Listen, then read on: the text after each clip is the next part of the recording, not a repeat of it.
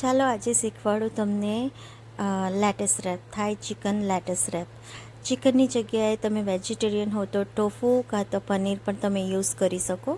તો એના માટે મેં પહેલાં ચિકનને ડાઈસ ચિકન છે ને આ રીતે બધું વેજી કાપી લીધું છે. સોસ પણ રેડી કરી દીધો છે, ઓનિયન કાપી દીધા છે, sesame oil, soya sauce, hoisin sauce, sweet chilli sauce and chilli sauce and sriracha and vinegar લીધું છે.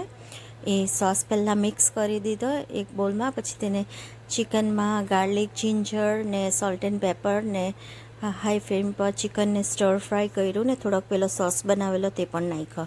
પછી તેને સાઈડ પર મૂકીને આ બધું વેજીટેબલ જે કેરેટ્સને જુલિયન કાપેલું ને મશરૂમ ચોપ, સેલરી, ઓનિયન એ બધું કાપેલું તે બધું સ્ટર ફ્રાય કર્યું અને આ જેટલો સોસ બચેલો તે બધો નાખી દીધો અને પછી તેને સરસથી સ્ટર ફ્રાય કર્યું. હાઈ ફ્લેમ પર સ્ટર ફ્રાય કરવાનું, કેમ કે એકદમ ડ્રાય જેવું થઈ જાય ને તેવી રીતના બધું ને ડ્રાય સ્ટર ફ્રાય કરવાનું. ને પછી આવી રીતના બધું ચિકનને બધું મિક્સ કરી દીધું ને મારા પાછળવાળામાં બહુ બધી લેટેસ થઈ ગયેલી તો હું નીચે જઈને લેટેસ બી કાપી લાવી ને પછી તેને રિન્સ કરી દીધી ને થોડાક પીનટ્સને બી મેં સ્ટર ફ્રાય કરી દીધા થોડુંક સેસમી ઓઇલમાં. એની સાથે નૂડલ્સ ખાવામાં આવે રાઈસના, પણ તે મારી પાસે નહીં હતા એટલે મેં આ રાઈસ પેપરને આવી રીતના ફ્રાય કરીને નાખ્યા તો સેમ જ ટેસ્ટ લાગ્યો.